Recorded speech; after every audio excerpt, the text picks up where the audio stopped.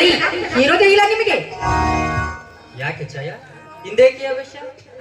ನಿನ್ನ ವ್ಯಕ್ತಿತ್ವಕ್ಕೆ ಏನಾದರೂ ಕೊರತೆ ಹೇಳ್ತೇನೆ? ಏನು ಮಾಡಿತು? ನಮ್ಮ ಮದುವೆ ಆಗಿ ಎಷ್ಟು ವರ್ಷ ಆಯ್ತು? 6 ತಿಂಗಳಾಯ್ತು. ಯಾಕೆ? ಈ 6 ತಿಂಗಳಲ್ಲಿ ನನಗೆ ಎಷ್ಟು ಸಲ ನೀವು ಪಿಕ್ಚರ್ಗೆ ಕರ್ಕೊಂಡೋಗಿದ್ದು? 1-2 ಸಲ ಕರ್ಕೊಂಡೋಗಿರ್ಬೇಕು ಚಿನ್ನ. ಇದು 2 ಸಲ ಸಾಕಾ? ಎಷ್ಟು ಸಲ ಕರ್ಕೊಂಡೋದೆ ಸಾಕಾ? ಅಲ್ಲ ರೀ, ಈ ಮನೆಯಲ್ಲಿ ನಾನೊಬ್ಬಳೇ ರಾಗೇ ಇರಬೇಕು. ಈ ಹಾಳಾದ ಮನೆಯ ಕೆಲಸದಲ್ಲಿ ತಮ್ಮ ಜೊತೆ ಕುಳಿತುಕೊಂಡು ಸರಸ ಸಲ್ಲಾಪದ ಮಾತನಾಡೋದಕ್ಕೆ ಪುರುಷತೆಗೆ ಸಿಗ್ತಾ ಇಲ್ಲ. ಅಲ್ಲ ರೀ, ಈ ಮನೆಯಲ್ಲಿ ನನ್ನ ಜೀವನದ ಗತಿ ಏನು ಅಂತ ಸ್ವಲ್ಪ ಆದ್ರೂ ವಿಚಾರಿಸ್ತೀರಾ ನೀವು? ಓಹೋ, ಹೀಗೋ ಮೇಡಮ್ ಅವರು ಆಕ್ಷೇಪಣೆ. ಸರಿ, ಅರ್ಥ ಆಯ್ತು. ಇವತ್ತು ಆಫೀಸ್ನಿಂದ ಬೇಗ ಬಂದು ನೀ ಹೇಳಿದ ಪಿಕ್ಚರ್ಗೆ ಕರ್ಕೊಂಡು ಹೋಗ್ತೀನಿ, ಓಕೆನಾ? ಓ ರಘು, ನಿಜವಾಗ್ಲೂ? Yes my darling. ಓಕೆ.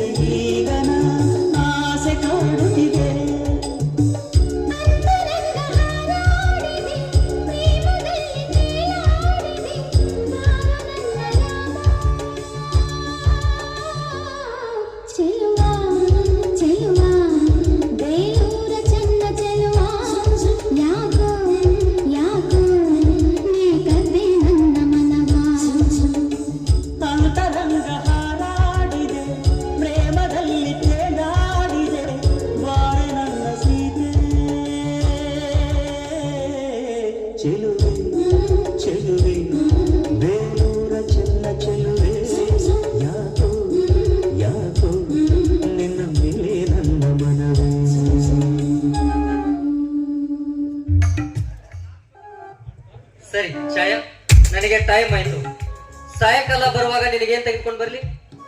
ಅರೆ ಹಾಗೆ ನನಗೆ ಮಲ್ಲಿಗೆ ಹೂವು, ಆ ಸೇಬು ಹಣ್ಣು, ದ್ರಾಕ್ಷಿ ತೆಗೆದುಕೊಂಡು ಬರ್ತೀರಾ? ಇಷ್ಟೇ ಸಾಕ? ಹಾಗೆ ಒಂದು 10 ಕೆಜಿ ಹುಣಸೆ ಅಂತಂಬ. ಛೀ, ಹೋಗಿ ಅಂದ್ರೆ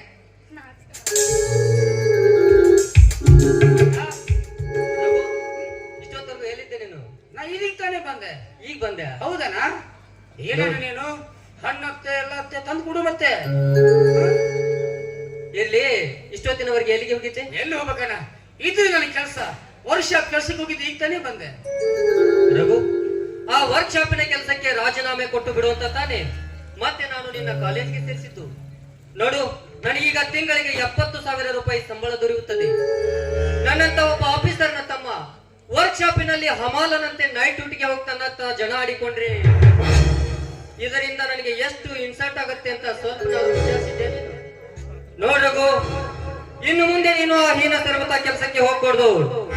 ದಿಸ್ ಈಸ್ ಮೈ ಆರ್ಡರ್. ಅಣ್ಣ, ನಾನು ಈ ಕೈ ಮುಗಿ ತಿಳ್ಕೊತೀನಣ್ಣ. ವರ್ಕ್ ಶಾಪ್ ಕೆಲಸಕ್ಕೆ ಹೀನಿ ಉದ್ಯೋಗ ಅಂತ ಹೇಳಬೇಡ. ನನ್ನ ಮನಸ್ಸಿಗೆ ತುಂಬಾ ನೋವಾಗುತ್ತೆ.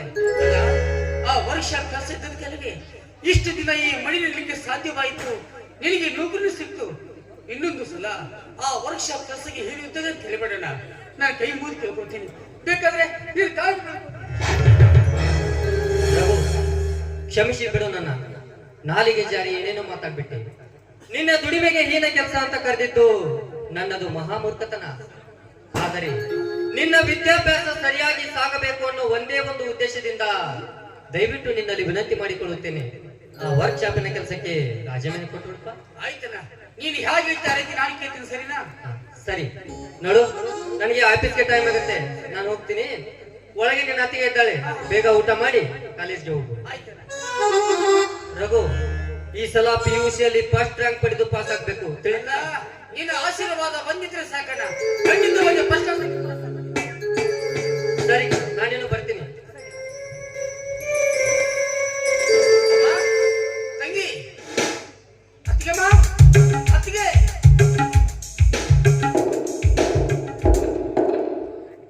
ಬಾರದು, ಈಗ ಬಂದೆಯಾ? ಹೌದಮ್ಮ, ಇದೀಗ ತಾನೇ ಬಂದೆ. ಏನತ್ತಿಗೆಮ್ಮ, ಮನೆಯಲ್ಲಿ ಅಮ್ಮ ತಂಗಿ ಯಾರು ಕಾಣಿಸ್ತಾ ಇಲ್ವಲ್ಲ? ಅವರೆಲ್ಲ ಇವತ್ತು ನಾರಾಯಣ ದೇವಸ್ಥಾನಕ್ಕೆ ಹೋಗಿದ್ದಾರೆ. ನನಗೆ ಊಟಕ್ಕೆ ನೀಡದೆ ಎಲ್ಲರೂ ದೇವಸ್ಥಾನಕ್ಕೆ ಹೋಗ್ಬಿಟ್ರ? ಅದಕ್ಕೆ ರಘು, ನಾಳೆ ಈ ಮನೆಯಲ್ಲಿ ನಿನಗೆ ಊಟ ಬಡಿಸೋದಕ್ಕೆ ಉಳಿದುಕೊಂಡಿರುವುದು. ಬಾಯಲ್ಲಿ ಊಟ ಬಡ್ತೇನೆ. ಅತ್ತಿಗೆಮ್ಮ, ಯಾಕಮ್ಮ ಹೀಗೆ ಮಾತಾಡ್ತಾ ಇದೀಯಾ? ಅತ್ತಿಗೆ ಅಂದ್ರೆ ಹೆತ್ತ ತಾಯಿ ಅಂತ ಶಾಸ್ತ್ರನೇ ಹೇಳುತ್ತೆ. ಅಂದಾಗ ನೀನು ನೀಡಿದನ್ನ ವಿಷಯವಾಗತ್ತ? ಚೇಚೆ, ಇಲ್ಲ ಅತ್ತಿಗೆಮ್ಮ. ನಿಮ್ಮ ಮೇಲೆ ಪ್ರೀತಿ ಅಭಿಮಾನ ಎಂದೆಂದಿಗೆ ಇದ್ದಿದೆ ಅತ್ತಿಗೆ ನನಗೆ. ಆಹಾ, ಇದೆಲ್ಲ ಕಥಕ ಪ್ರೇಮ. ನಿನಗೆ ನನ್ನ ಮೇಲೆ ನಿಜವಾಗ್ಲೂ ಪ್ರೀತಿ ಇದ್ದಿದ್ರೆ ನೀನೇಕೆ ಇಷ್ಟು ದೂರ ದೂರ ಇರ್ತಾ ಇದೆ? ನೋಡು, ನನ್ನ ಜೊತೆ ಕುಳಿತುಕೊಂಡು ಚೆನ್ನಾಗಿ ಮಾತಾಡ್ತಾ ಇದ್ದೆ, ಹಾಗೆ ನಗ್ತಾ ಇದ್ದೆ. ಅದೆಲ್ಲವನ್ನು ಬಿಟ್ಟು ನನ್ನಿಂದ ಈಗ ದೂರ ಇರುತ್ತಿರಲ್ಲ. ನನ್ನ ಮೇಲೆ ನಿನಗೆ ಪ್ರೀತಿ ಇರಲು ಅದು ಹೇಗೆ ಸಾಧ್ಯ? ನಿಜ ಮಣ್ಣಿನ ಮಾತು. ದಿನ ಕಾಲೇಜು ವರ್ಕ್ಶಾಪ್ ಅಂತ ತಿರುಗಾಡ್ತಿದ್ದ ನನಗೆ ನಿಮ್ಮ ಜೊತೆ ಮಾತನಾಡಕ್ಕೆ ಸಮಯ ಸಿಗ್ತಿರ್ಲಿಲ್ಲ. ಇದೀಗ ತಾನೇ ಅಣ್ಣ ಆರ್ಡರ್ ಮಾಡಿದ್ದಾನೆ. ನೋಡ್ರಗು, ನಾಳೆಯಿಂದ ವರ್ಕ್ಶಾಪ್ ಕೆಲಸಕ್ಕೆ ರಾಜೀನಾಮೆ ಕೊಟ್ಬಿಡು, ಕಾಲೇಜ್ ಹೋಗುವಂತ. ಅತ್ತಮ್ಮ, ಇನ್ನು ಮುಂದೆ ದಿನ ಕಾಲೇಜಿನಿಂದ ಬಂದ ತಕ್ಷಣನೇ ನಿಮ್ಮ ಜೊತೆಯಲ್ಲಿ ಪ್ರೀತಿಯಿಂದ ನಗ್ತಾ ಮಾತಾಡ್ತೀನಿ, ಆಗ್ಬೋದಾ? ಓ ರಘು, ನಿಜವಾಗ್ಲೂ? ನಾನಿಗೂ ಸತ್ಯವಮ್ಮ. ಓ ಮೈ ಗಾಡ್ ರಘು, ನಿನ್ನ ಮುಖ ಅದೆಷ್ಟು ಸುಂದರ, ನಿನ್ನ ದೇಹ ಅದೆಷ್ಟು ಬಂದು. ನೋಡು, ನೀನೊಬ್ಬನೇ ನನ್ನ ಜೊತೆ ನಗು ನಗುತ್ತಾ ಇದ್ರೆ ಅದೇ ನನಗೆ ಎಷ್ಟು ಸಂತೋಷವಾಗುತ್ತೆ ಗೊತ್ತಾ? ನೀನ್ ಅಣ್ಣ ಇದ್ದಾನೆ ನೋಡು, ಕೆಲಸದ ಭಾರದಲ್ಲಿ ಮಾರಿಕೊಂಡ ಹೆಂಡತಿಯ ಬಗ್ಗೆ ಯೋಚನೆ ಇರುವುದಿಲ್ಲ. ಅಲ್ಲ ರಘು, ನನಗೂ ಆಸೆ ಇಲ್ಲವೇ? ಆಕಾಂಕ್ಷೆಗಳಿಲ್ಲವೇ? ಅಲ್ಲ, ನನಗೆ ಶೃಂಗಾರ ಬೇಡವೇ? ಭಾರಗು, ಆದಷ್ಟು ಬೇಗನೆ ನಿನ್ನನ್ನು ಬಿಗಿದಪ್ಪಿಕೊಂಡು ಮಾಡಿದ್ರು. ಭಾರಗು, ಬಾಡಿ. ಇದನ್ನೇನು ಮಾಡ್ತಾ ಇದೀಯಮ್ಮ ನೀನು? ನೀನು ನನ್ನ ಅಣ್ಣನ ಹೆಂಡತಿ, ನನಗೆ ಹೆತ್ತ ತಾಯಿ ಸಮಾನಳು. ನಿನ್ನಂತ ತಾಯಿ ಮೇಲೆ ಕಾಮದೃಷ್ಟಿ ಬೀರಿ ನಾನು ಯಾವ ಲೆಕ್ಕಕ್ಕೆ ಹೋಗಲಮ್ಮ? ಅತ್ತಿಗೆಮ್ಮ, ನಾನು ಕೈ ಮುಗಿ ಕೇಳ್ಕೊತೀನಿ, ದೇವರಂತ ನಮ್ಮ ಅಣ್ಣನಿಗೆ ಮೋಸ ಮಾಡುವ ದುರ್ವಿಚಾರವನ್ನ ಇಲ್ಲಿ ಬಿಟ್ಟು ಬಿಟ್ಟು ನಿನ್ನ ಕಾಮ ಪ್ರೇಮಕ್ಕೆ ಯಾವ ಪಾಪ ಪುಣ್ಯಗಳು ಇಲ್ಲ, ಭೇದ ಭಾವನೆ ಎಂಬ ಬಂಧು ಬಾಂಧವರಿಂದ ಇಲ್ಲ. ನೋಡು, ಯಾವತ್ತು ನೀನು ಇದರಿಂದ ಬಚ್ಚಿಕೊಂಡು ಜಾನತನವೂ ಇಲ್ಲ. ಬಾರದು ನಿನ್ನಿನ ತುಂಬನನು ಆರಕ್ಷಿಸಿದ ಆದಷ್ಟು ಬೇಗ ನನ್ನನ್ನು ಅಪ್ಪಿಕೊಂಡು ಇದೇ ಮೊದಲಿದೆ ಕೊನೆ. ಇನ್ನೊಂದು ಸಲವಿನ ತಂಟಿಗೆ ಬಂದಿದ್ದೆ ಆದ್ರೆ ನನ್ನನ್ನು ಹೆಣ್ಣು ಕೆನ್ನೆ ಬಾರಿಸಬೇಕಾಗಿತ್ತು. ಹುಷಾರ್, ನಾನಿಲ್ಲಿ ಬರ್ತೇನೆ. ನಿಂತ್ಕೋ. ನೀನು ಊಟ ಮಾಡದೆ ಕಾಲೇಜಿಗೆ ಹೋಗ್ಬೇಡ. ಬಾ, ಮೊದಲು ಕೂತ್ಕೋ. ಅಲ್ಲೇ ನಿನಗೆ ಸರಿಯಾಗಿ ಟ್ರೈನಿಂಗ್ ಕೊಡ್ತೀನಿ. ಈ ನಿನ್ನ ಟ್ರೈನಿಂಗ್ ಸ್ವಲ್ಪ ಬೆಂಕಿ ಹಚ್ಕೋ ಹೋಗು. ಈ ಕ್ಷಣದಲ್ಲಿ ನಿನ್ನ ಮನದಲ್ಲಿ ದುರ್ವಿಚಾರ ಸುಲ್ದಾಡ್ತಾ ಇದೆ. ಇಂಥ ಸಮಯದಲ್ಲಿ ನಾನು ನಿನ್ನ ಕೈಯಿಂದ ಅನ್ನ ಉಂಡ್ರೆ ಅಬ್ಬ ನನ್ನಲ್ಲಿಯೂ ಅಂತ ಕೂಡ ಹುಡ್ಕೋಬಹುದು. ಬರ್ತೀನ ತಾಯಿ. ಹಾಗಾದ್ರೆ ನನ್ನ ಕೈಯಿಂದ ನೀನು ಉಣ್ಣಲ್ವೇ? ಊಟ ಮಾಡ್ತೀನಿ, ಆದ್ರೆ ಈಗಲ್ಲಮ್ಮ. ಎಂದು ನಿನ್ನ ಮನದ ದುರ್ಬುದ್ಧಿ ಅರಿದು ಹೋಗಿ ನನ್ನ ಹೆತ್ತ ಮಗ ಅಂತ ಭಾವನೆಯಿಂದ